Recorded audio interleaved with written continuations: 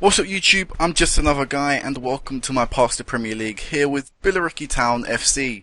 So we're embarking in our first season in the Premier League. Before we go into transfers, before we go into the league table and before we look at the fixtures, the first 10 games, I did 10 games this time, of the fixtures, let's actually look at information and we're going to go into our facilities because we are now playing at, I think this is Southend Stadium. I mean, 22,000 all seater stadium, pretty nice stadium. But this is because we are waiting on the stadium expansion. We're going to now be, Billericay Stadium is now going to be a 12,500 capacity stadium, all seated as well. So we're getting an additional 4,340 seats put into the stadium. And that'll be completed on the 6th of the 5th, 2027, sorry, I don't know why I said 28, 2027. So, yeah, I'm looking forward to getting back into Billericay Stadium. I mean, this stadium's alright, the stadium's nice, but, I mean, I'd much rather be in my own one. I think this is Southend, I'm not too sure, like, I don't really care to look. To me, this is my home stadium for this season anyway. Anyway, let's have a look at like training facilities and stuff, because I know we don't normally look at that. So we're at average corporate facilities, fairly basic training facilities, rented, good youth facilities. I'm not sure if the rented thing comes into a factor, but I'd much rather have my own youth facilities. Adequate junior coaching and basic youth recruitment. So really when we're in the Premier League, we're gonna want to try and improve our youth facilities. But I think training facilities first, just because I know my first team are more important than my youth team currently. If I can get them to their max potential, things will be good. I don't think we have any affiliated club apart from York, but that is nothing too special there. It's just a loan partnership. So yep. Now we've looked at the stadium and things, you know, that's quite a big thing, I think, coming into Premier League. You have to have an all-seater stadium. Let's go into the fixtures first. So we're signing someone else this season, Christian Rodriguez, 300k initially, $1 million over 48 months, $1 million after 20 league appearances. He's coming in January. This guy's a very good player. I'll show you him though when he joins. Right now we're going to look at the transfers ins and the transfers outs. We spent 8 million, brought in 3.9. The first time in a long time we spent more than we could bring in. But Meher Susi, he went out, 2 years at the club, was a backup right attacking mid, definitely was going to make it to the next level. It was always planned to release him at the end of the season anyway, because of his age and because of the fact that I didn't feel he was good enough. Maybe a young player could come in and do his job at the same standard with a bit more potential in him. So I let him go on a free. Rico Leshner, he went out on a free. He's yet to find a club still in November, so I doubt, he'll find a club in the future. But this guy, been with us for a while. He was here for a long time, just never really broke into the first team, and I didn't feel, we needed him at the club, so I let him go on a free transfer. We loaned out Meza. This guy we brought in last season, didn't do too bad, didn't play for us. He made one cup appearance, scored in that cup appearance. I drew, so, not too bad. Out for 8 to 10 months, on loan at Forest Green, though. That is disappointing. I do think his career is probably over from that. He'll never make it. His potential is probably going to start decreasing drastically, things like that. So shame about that.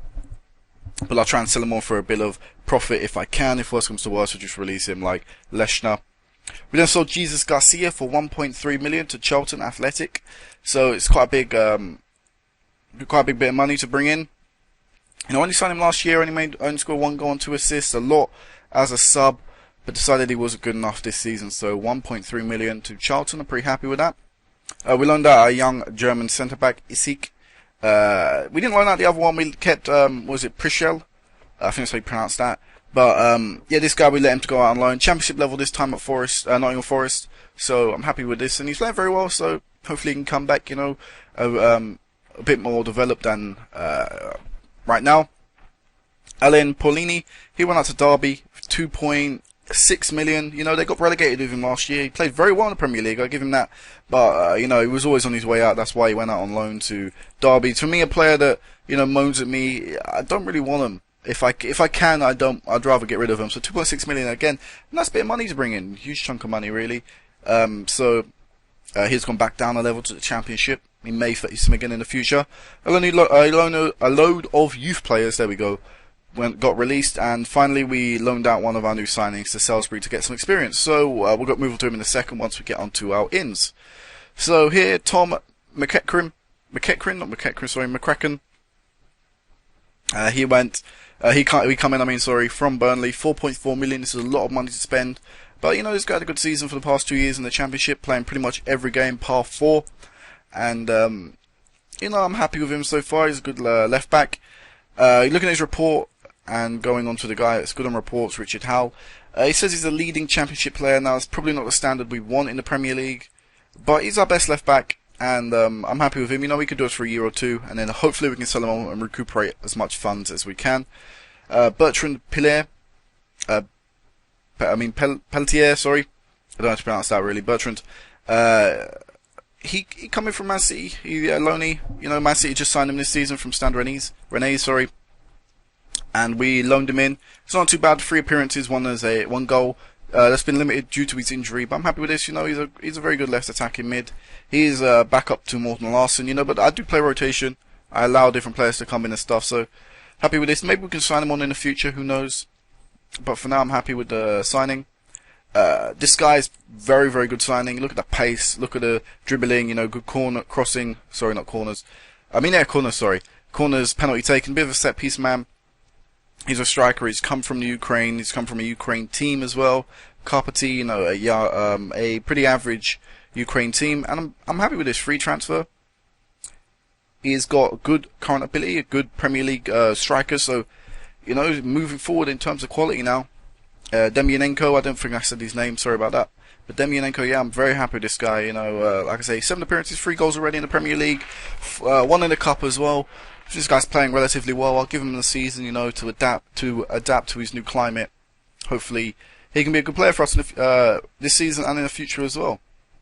Next couple of guys here, the next 4 guys are pretty young players, you know, young players for the future. I did want to try and sign a couple of youngsters with good prospects so they could be, you know, leading, if not these very good Premier League players in the future, so that we could have them for the next couple of years. So Martin Howe come in, 20-year-old from Sheffield United.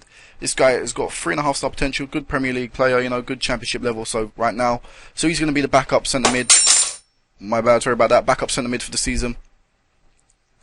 So yeah, nothing too great this guy, but a bit of potential in him. Ishmael, the keeper that we loaned out, he's got a bit of potential inside of him as well. We've got on his report. You'll see, you know, 4-star potential. Hopefully he can, you know, reach that by loaning him out. You know, he's getting his game time. He's not having a good time at Salisbury in League One, but at least he's getting game time. He wouldn't be getting any here. Brian Donald, 2 million from Celtic. This guy, I think, has got a very good future ahead of him. You know, 4 stars.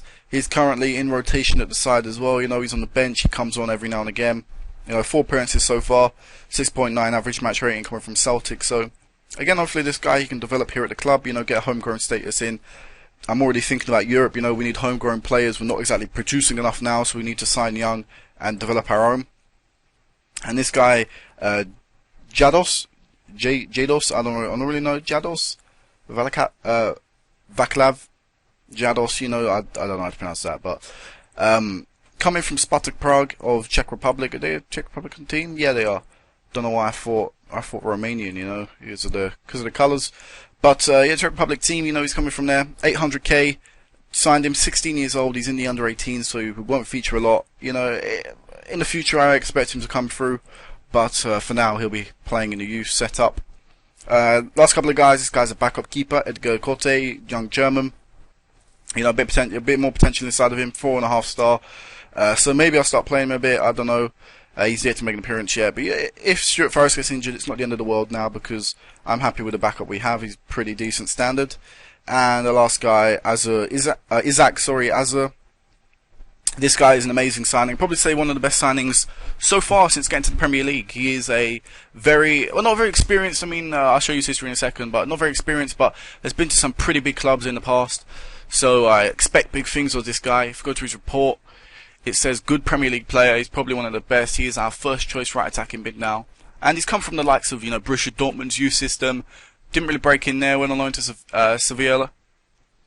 And played a lot of games there. Ended up moving to Chelsea. You know, he's been in the Premier League before and made 6 appearances, but been in the Premier League before. Then moved to Bayern Munich, where he struggled to break into the team. So he's come here. He's probably one of our best players, like I say. So he's definitely in the starting 11. Shame he's injured currently, but I think this guy is very, very good. He's 29. You know, his years are numbered. He's probably got 5 years maximum in him. But if we can keep him while he's all good, while he's playing well, while his stats are all intact, I think this guy can be very, very good for us in the coming seasons. So those are the ins and outs. A couple of things I want to point out first, though. We do not sign most of our players, fully fully full money, 2 million up front. We haven't paid 2 million up front for Brian Donald. We are paying a lot over 48 months, and 500k after 6 league appearances. That was after 10 overall. He's made 4 so far. So I do put clauses in. I don't think there's anything wrong with putting clauses in, because I can't afford all of it up front. I need to spread out. I need to strengthen this team as much as I can. Same with Gajos, 500k after 10 league appearances. I can buy that out, but I won't currently. 45% of the next transfer, if profit is made. And Tom McCracken as well, a lot over 48 months. So I do like to use that. I will be using that a lot in the future, because because I feel it's a good way to bringing in money, stretching out your budget as much as you can. Because we're not going to get a lot of transfer. We've got 2.4 million left to spend, so I can still offer that like I have here with Christian Rodriguez. But yeah, those were the transfers. How did they do in the league table? That's the big thing, and we ended up being ninth. Ninth place, pretty good. I'm happy with that. Mid-table at the start of the season, I just said if we could finish here, it's amazing. Although right now, we're looking at where we are. We are only 3 points off 6th place Chelsea. Played a game less, so Europe is a real possibility. Europa League, not Champions League. I'm not getting too ahead of myself, but Europa League is a possibility if we can continue that. Of course, once we get to the mid-stage, midway through the season, that will give us a real indicator of where we can finish come the end of the season. But I'm very happy, being a solid mid-table ninth with 4 wins, 3 draws, and 3 losses, giving you an indication of what you're going to see in the results. And we didn't have the best starts maybe, but got ourselves up and currently in a solid mid-table position. So we're going to go into our fixtures now and have a look. First game in the Premier League. I don't think they get much tougher than a Manchester United game, and that's what happened with us. Man U at home. We did beat them last season, our famous 1-0 win with Dustin Hilgebrandt's penalty being the only goal. However, we didn't get as much luck this time. We did take the lead with Isaac Asser getting a 17th minute goal, but they did equalise in the 51st minute, and a 90th minute goal from Joshua Turner, a bit of a Scottish legend currently, I believe Scottish, 115 appearances soon, and amazing stats. So, shame the 90th minute goal, forced us to lose our first Premier League game, but you have to live with this, you have to move on. We're not expected to beat Man U. I didn't expect to beat Man U going into the game, so I'm just happy at least we didn't get smashed, despite, the possession and things like that. But our second game, I did expect us to do a lot better, and sadly we lost 3-1 to Reading then. So Demyanenkov scored his first ever goal for us. But this game we played a lot better, but still it wasn't good enough. Conceding 3 goals is not what I expected. I expected us to be very tight in defence. And conceding 3 goals in, 2 goals in quick succession in the 61st and 64th minute showed that we really did fall asleep during that period of game. And then a late goal just pretty much made it a little bit more better looking for Reading with the 3rd goal. But overall, I didn't expect to lose against Reading, but especially as heavily as we did, and we really needed to win. So that's why against Mansfield, I decided to play the exact same team pretty much. Start of the full starting 11, just to try and build morale, because 2 losses in a row isn't good for a team that is expected to finish pretty much rock bottom. 20th, no hopers. That's pretty much what we are. We're the Blackpool of a few years ago. We're the no-hopers. We're the team that's meant to go straight back down, no doubt about it. So 2-0 win against Mansfield helped build morale up again. And it showed as we beat Leicester City 1-0 in away from home, and giving us our first Premier League win. And Loney Peltier giving us the only goal of the game. And this time we played again a lot better. Improving as we go along slowly. Slow steps into the Premier League we took. First game didn't play at well at all, but we managed just to lose 2-1, 1 goal deficit. We could have easily drawn that game. Second game, okay, we lost 3-1, but we played a lot better. This game played a little bit better than that, almost getting to almost getting to a place where we could say we dominated the match and we deserved to win. But we're coming away with the win, early goal, holding out, showing good defensive display as well, as they did have a lot of the ball in a lot of the game by the looks of it. Anyway, next game after that, 2-0, Bolton. This time, first home win of the season. Astor going on the score sheet again, and Yanis Lucas scoring for us, doing his first Premier League goal of the season. Again, this time, look at that, much better played, equally now in possession. Okay, we didn't have as much shots as them, but we had a lot more shots on target, took our chances very, very well. And overall, the whole squad played very well this time. So, moving in the right direction, Again, we've had another cup game.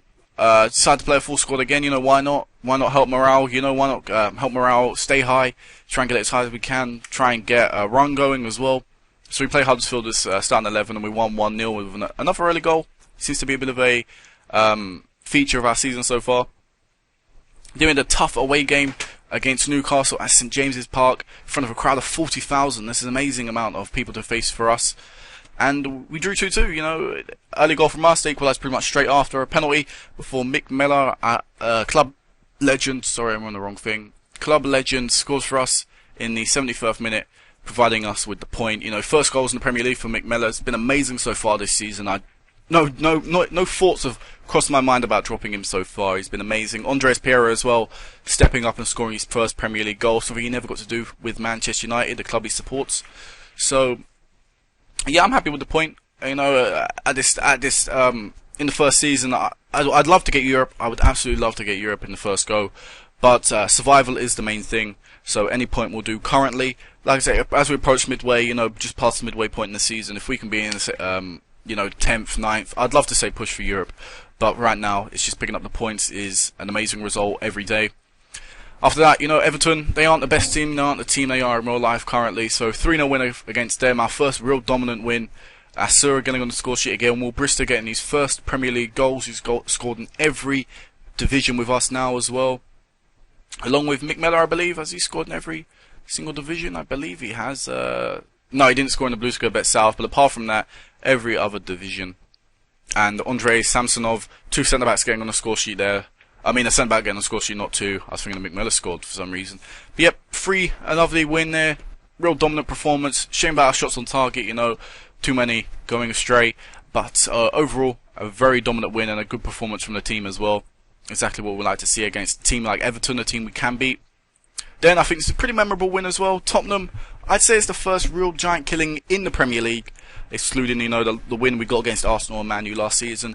Demyankov getting the only goal of the game against a quite an aging Tottenham team. You know, now they've got Henriquez. He is aging. He'll probably end up retiring or leaving some point soon.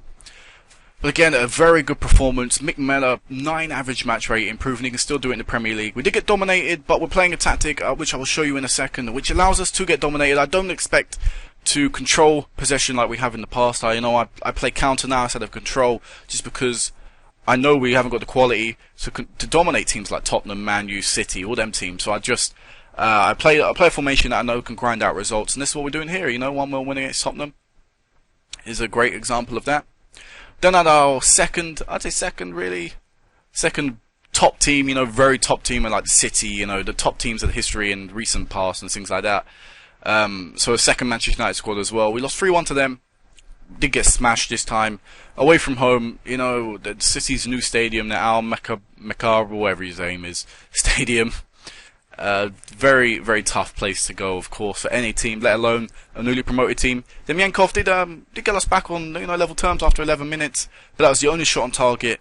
And in the end, they just showed their dominance in the second half and showed that they could easily waltz past a team like us. But overall, a couple of good performers. You know, the midfield played quite well, apart from Pereira.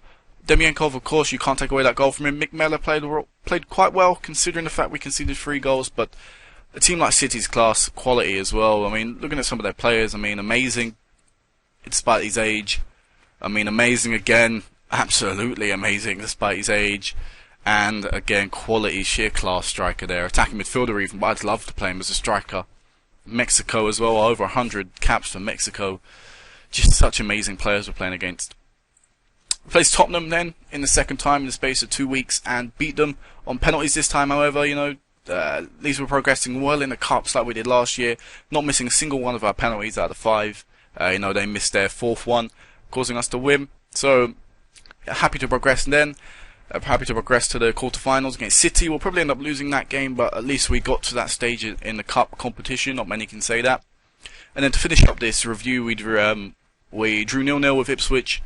A game again we got dominated, but at least we could grind out the result, and we drew 1-1 with Southampton. Mark van Brugel getting his first Premier League goals for us, and a late equaliser, or kind of late equaliser by Connor King, earning Southampton the draw. So overall, I'm very happy with how the start of the season has gone. You know, a couple of good results against the likes of Tottenham. You know, winning against good good teams, earning draws in games we didn't exactly deserve to draw against. By looking at the tactic, we are playing currently a balanced and counter strategy with the 4-3-3. You know, nothing's changed on the base of the formation. It's just the strategy and the team instructions have changed ever so slightly. Here you can see that we closing down, we press more now. Tackling, we are more aggressive, and man marking is what we do.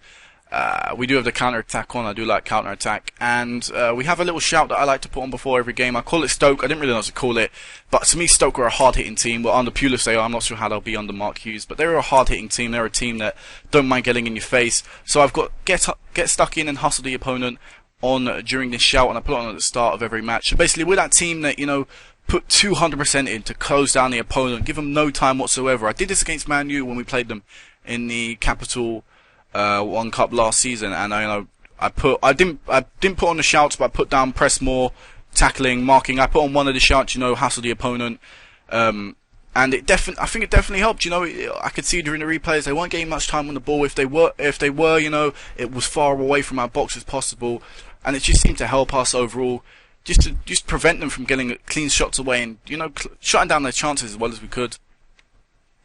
So as we can say, maybe player stats. I don't think there's much, you know, player stats to really go on so far, but overall, happy with how the season's gone so far. First 9 games. Let's have a look at average wage per annum. Look at that, 12.16 million. Bolton are double our wages, and yet we beat them. Pretty amazing.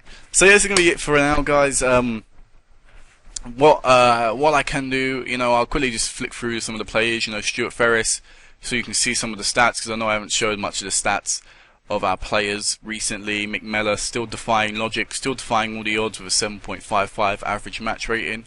Andrei Samsonov, Tom McCracken, Dustin Hilgebrandt, Andre Bruno, amazing centre back, but I do play him centre mid, ball winning midfielder. I like that. Andreas Piero, some amazing stats, you know, passing, tackling, first touch, creativity, flair, influence.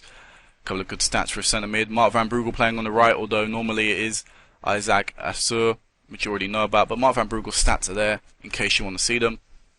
Morten Larsen is adapting well to the Premier League. Very good amount of assists, almost equal his tally from last year, and needs 4 more. Yanis Lucas is doing alright, although Demyankov is probably doing a little bit better.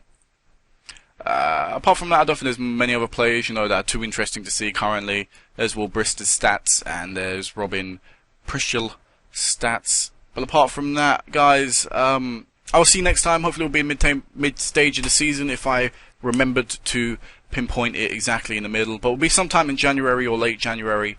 So until then, guys, peace out.